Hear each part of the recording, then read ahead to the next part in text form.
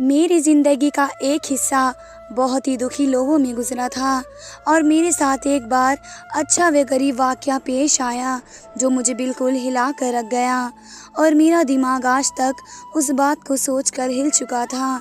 ये उन दिनों की बात है जब मेरी शादी को बस कुछ ही अरसा हुआ था और मैं अभी तक अपने पति के मिजाज और तौर तरीके समझने की कोशिश कर रही थी।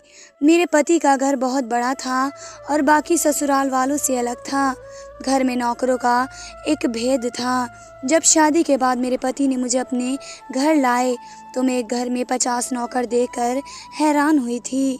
मैंने जब अपने पति से भी कहा कि मैं 50 नौकरों के साथ अकेली कैसे रहूंगी, क्योंकि दिन भर तो मेरे पति को काम और कारोबार पर होना होता था, तो मैंने ही सारा दिन अकेले घर में होना था।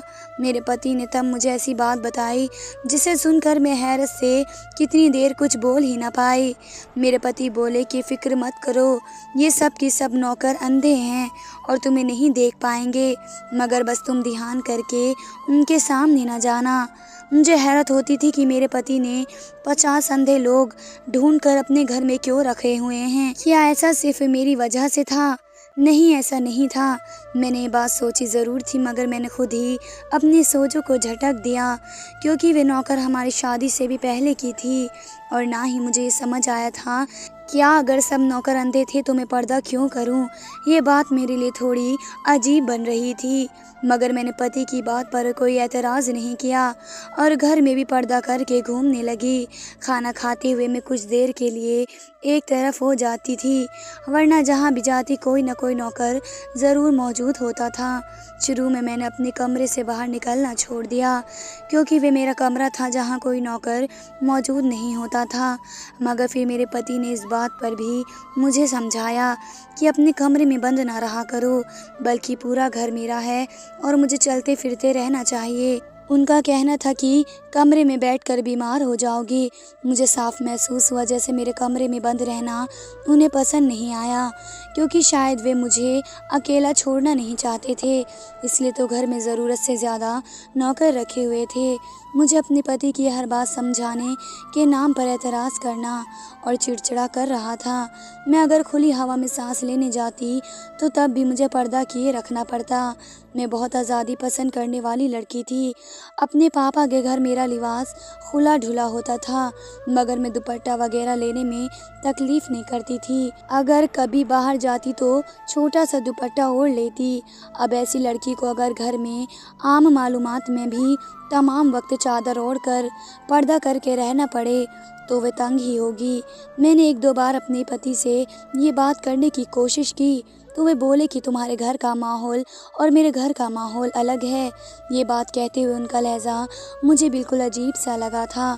उनका यूँ एकदम से लहजा बदल लेना मुझे चिटका गया था। कभी कभी मुझे लगने लगा था कि मैं अपने पति को ठीक से जानती ही नहीं हूँ। ना मैं अपना वक्त गुजारने के लिए खाना पका सकती थी, ना खुलकर सांस ले सकती थी। मैंने अपने पापा को कॉल करके इस बात पर झगड़ा भी किया कि मुझे कैसे घर में दे दिया है, जिसके पास पैसे तो बहुत हैं, मुझे मगर आज़ादी नहीं। मुझे ये महल जैसा घर सिर्फ एक सोने का पिंजरा लग रहा है। मेरे पापा मेरी बात पर ठिठक गए, मगर मेरे पापा पुराने ख्यालात के लोग थे जो बेटियों को ससुराल में सब्र और शुक्र करके रहने की बातें करते थे, ना कि उनके रोने धोने पर भाग चले आए और दामाद से झगड़ा करें। इसलिए मेरे पापा ने उल्टा मुझे समझाया, मेरा घर बदल चुका है तो मुझे अपनी ज़िंदगी भी बदलनी होगी। मेरे पापा प्यार से बोले कि हमने जैसा चाहा वैसा रखा तुम्हें, मगर तुम्हारा पति अब जैसा चाहेगा वैसे रहेंगी, मगर इसकी घर में नौकर हैं तो तुम्हें पर्दा ही करके रहना चाहिए। पापा की बात पर मैं चुप की चुप रह गई, क्योंकि मैं जानती थी कि मेरे पापा के दिमाग में भी ये सवाल ज़रूर उभर रहा था कि अगर इतने पर्दे वाला था तो इतने सारे नौकर क्यों रखे हुए थे, क्यों वह भी इतनी ज़्यादा तादाद में कि हर जगह कोई ना कोई मौजूद था।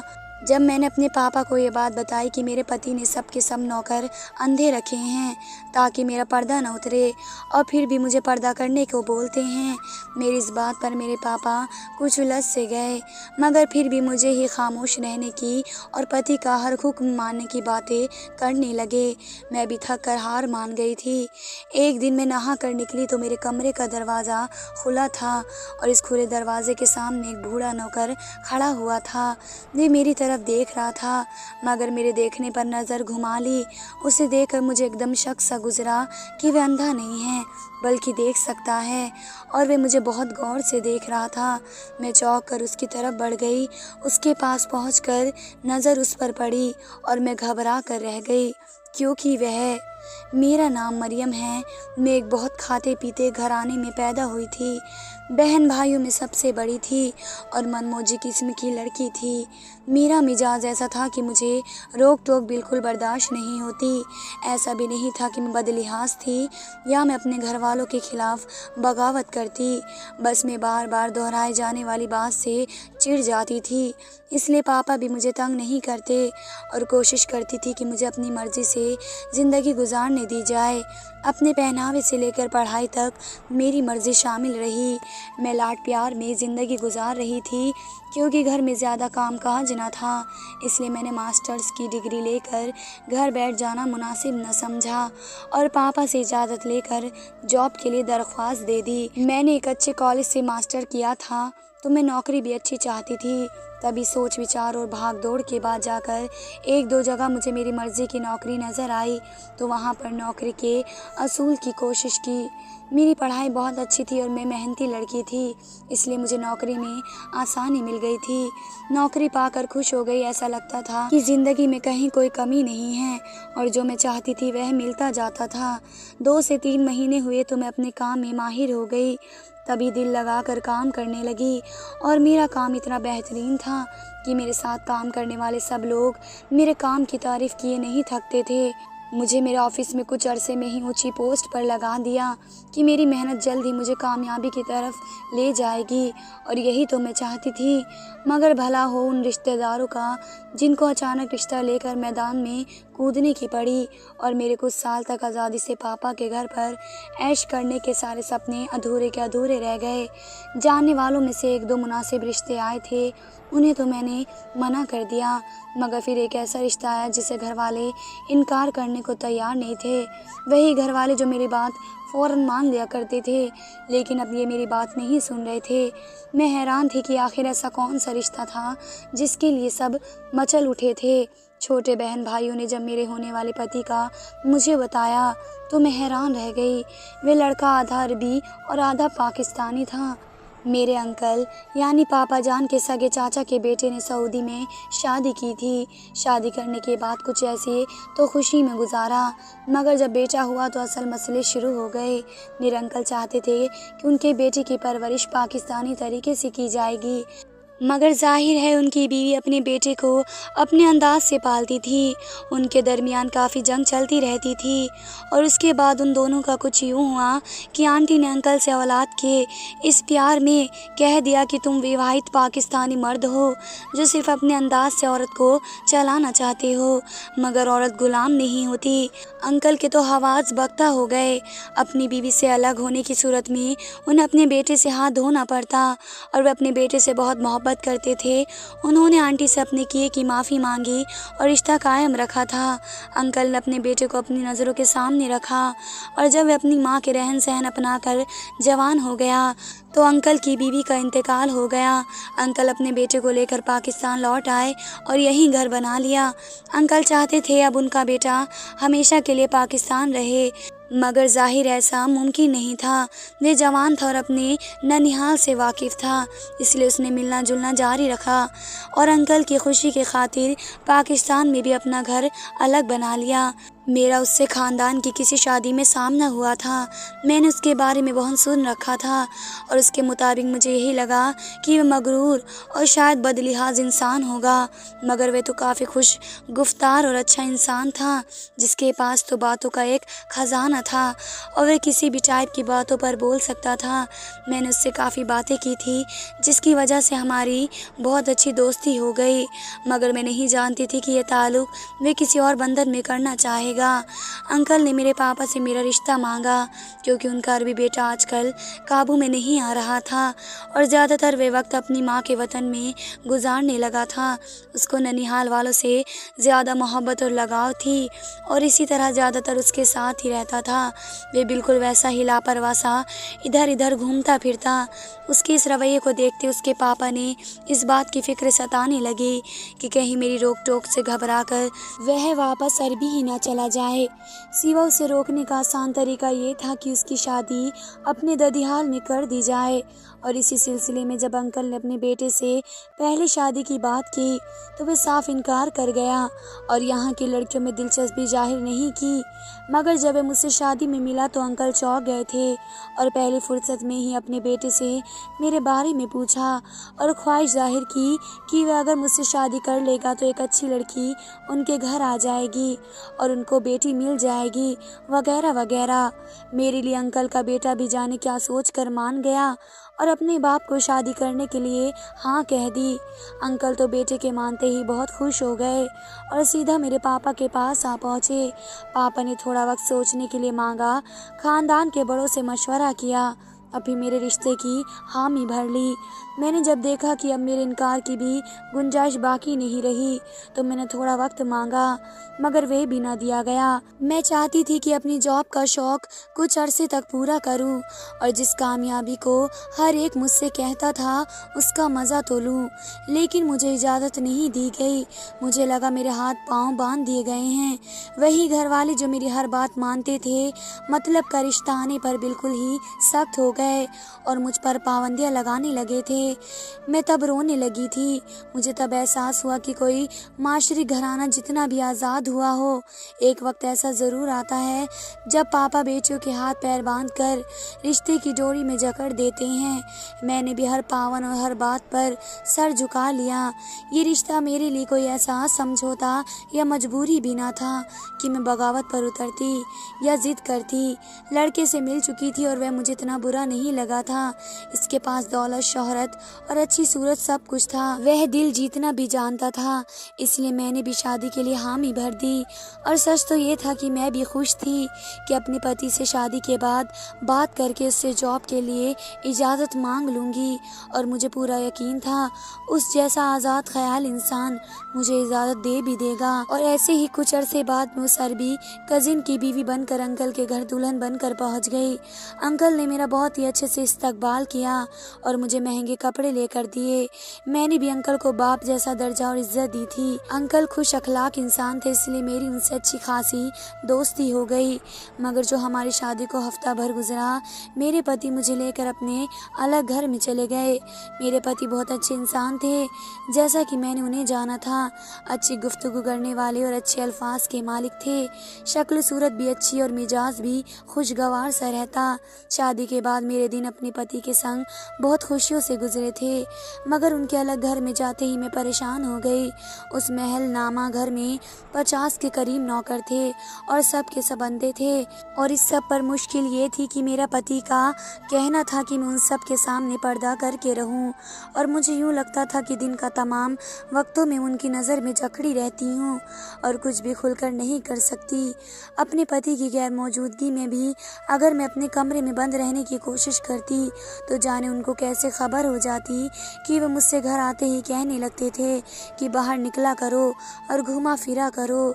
मैंने नौकरी की इजाज़त मांगी तो वे बहुत सलीके से इनकार करके मुझे बोले कि मैं तुम्हें रुपये पैसों की कभी कोई कमी नहीं होने दूंगा। अगर तुम काम करने का शौक़ करती हो तो वे मुझे अजीबोगरीब मसरूफ़ियत ढूँढ कर देते ताकि नौकरी करने का कहूँ भी नहीं।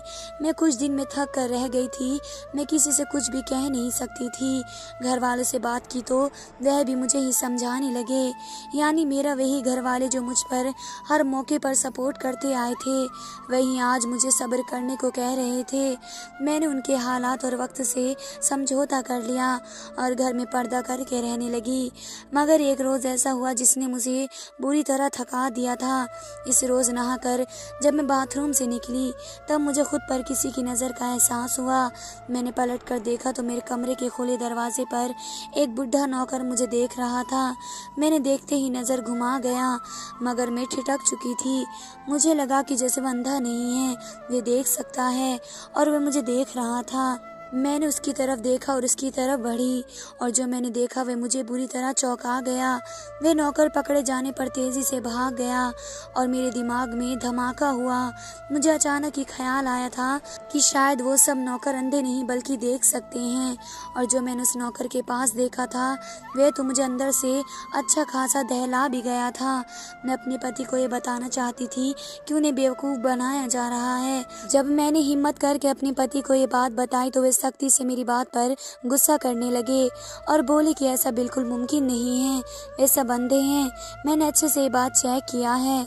मेरे पास भी कोई सबूत नहीं था कि मैं अपने पति को अपनी बात पर यकीन दिला सकूं और मैं उस नौकर की बात नहीं कर पाई क्योंकि मेरे पति ने बात बदल दी थी और मुझे महसूस हुआ था कि मेरी बात उनको बेतुकी लग रही है और उनका मिजाज भी ख़राब हो रहा था।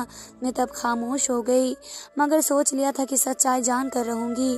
मैंने अकेले में नौकर को कुछ यूँ आजमाया था कि मैं कीमती चीज़ों को किसी जगह पर रख देती कि उस चीज़ के गिर के टूटने का खतरा हो।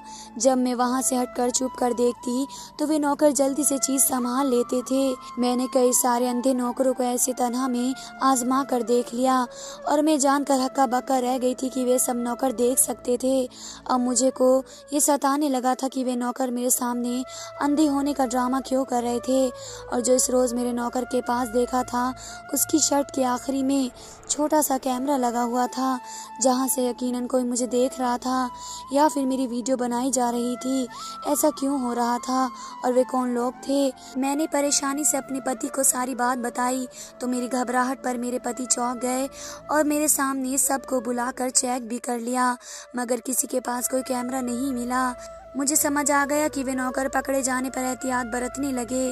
दोबारा किसी नौकर ने ऐसी वैसी हरकत भी नहीं की थी जैसे सबूत के तौर पर पेश करके मैं अपने पति को अपनी बात का यकीन दिला सकती थी। मैंने समझ लिया कि जब तक मैं खुद सच्चाई न जान लेती अपने पति को भी अपनी बात का यकीन नहीं दिला सकती। मगर मैं अकेली क्या कर सकती थी? नौकर भी अब बहुत एहतियात बरतने लगे थे। कुछ रोज़ मेरे ऐसे ही फिजूल गुजर गए और जब मैं मायूस होने वाली थी तब मुझ पर अचानक सब नौकर की हकीकत सामने आ गई और रोज़ मैं घर में घूमती घूमती अपने कमरे में पहुंचकर आराम कर सकूं। अभी मुझे सोए हुए कुछ ही देर हुई होगी कि मुझे घर में अजीब सा शोर महसूस हुआ, यूँ जैसे कोई लड़ाई हो गई हो। मैंने अपना वहम समझकर करवट बदल ली मगर अचानक से घर पर फायरिंग होने लगी। मैं गोलियों की अचानक आवाज़ पर डर कर उठ कर बैठ गई। मेरे पति घर पर नहीं थे। मैंने खिड़की से उठकर झाँका तो सामने का मंजर देखकर मेरे हवास खो गए। सामने घर के वही 50 अंधे नौकर हाथ में बंदूक लिए तेजी से बाहर की तरफ फायरिंग कर रहे थे और बाहर से गोलियां अंदर आ रही थी। मैं फटी फटी आंखों से होती ये लड़ाई देख रही थी। वे अंधे नौकर माही निशानेबाजी की तरफ फायरिंग कर रहे थे। मुझे लगा मैं किसी मूवी का मंजर देख रही हूँ। मैं डरी हुई सी कमरे में अंदर बैठी थी और वे मुकाबला लगता था जैसे ढेरों घंटे तक जारी रहेगा। फिर किसी तरह इस लड़ाई पर काबू पा लिया गया और जब मैंने उठकर बाहर झाँका तो सामने मेरे पति गुस्से से बाहर और नौकर को कुछ कह रहे थे। मैं खिड़की से सामने देख रही थी। वे सब कौन थे और क्या कर रहे थे? मेरे खौफ से जिस्म कँपकँपा रहा था। जब सुबह के करीब मेरे पति कमरे में आए तो मेरी हालत बहुत ख़राब हो रही थी। मैंने गुस्से से उनका गिरबान पकड़कर और उस हमले के बारे में सवाल करने लगी। ना जाने कितने महीने से मुझे बेवकूफ़ बनाया जा रहा था। मुझे तो लगता था कि मेरे पति को इन नौकर की असलियत नहीं पता। ये जानकर मैं रो पड़ी थी कि मेरे पति सब सच्चाई जानते थे, सिर्फ मुझे ही अंधेरे में में रखा गया। मेरे रोने पर मेरे पति ने शर्मिंदगी से माफ़ी मांगी और मुझे मनाने लगे। तब मेरे रोने पर मेरे पति ने मुझे अपने बारे में सब बताने लगे। वे सऊदी में ननिहाल के साथ रहते थे, तो अपने मामू के साथ रहते हुए मैं माफिया के साथ जुड़ गए, क्योंकि उनके मामू माफिया के लोग थे और ये बात अंकल आज तक नहीं जान पाए। जब मेरे पति ने अपना घर बनाया तो मैंने अपनी पूरी गैंग को रखा और वहाँ पर वे सब रहते थे। मगर जब हमारी शादी हुई तो मेरे पति मुझे भी अपने साथ ले गए। वे जानते थे मैं उनकी गैंग के इतने लोग देखकर परेशान हो जाऊंगी। तभी उन्होंने अपने गैंग को अंधेपन का ड्रामा करने को कहा कि वे हमारे साथ घर में ही रहें और मैं उनके साथ रहने पर घबराऊं नहीं। और नौकर के पास खुफिया कैमरे थे जहां से मेरे पति मुझ पर नज़र रखते थे। उन्होंने बताया कि शुरू में वे सिर्फ एहतियात नज़र रखते थे ताकि मैं उनका कभी राज जानकर पुलिस को ना बताऊं, इसलिए मेरी हर हरकत पर नज़र रखी जाती थी। मगर वे सब यह भी नहीं चाहते थे कि मैं उनकी गैंग के सामने बेपर्दा रहूं, तभी मुझ पर पर्दा रहने के लिए कहते थे। वह मुझे अपना राज कभी न देते और मेरे शक करने पर भी मुझे टालते रहते। मगर उनसे किसी दुश्मन का हमला हो गया और मैं सब जान गई। मैं सच्चाई जानकर हैरान रह गई थी। मैं आज तक अपने पति की सच्चाई को हजम नहीं कर पा रही थी, मगर मेरे पास खामोश रहने के अलावा कोई चारा भी नहीं था और मैं अपने पति के साथ ही रहने लगी थी। लेकिन मेरा पति मेरे साथ बहुत प्यार से रहता था। धन्यवाद दोस्तों।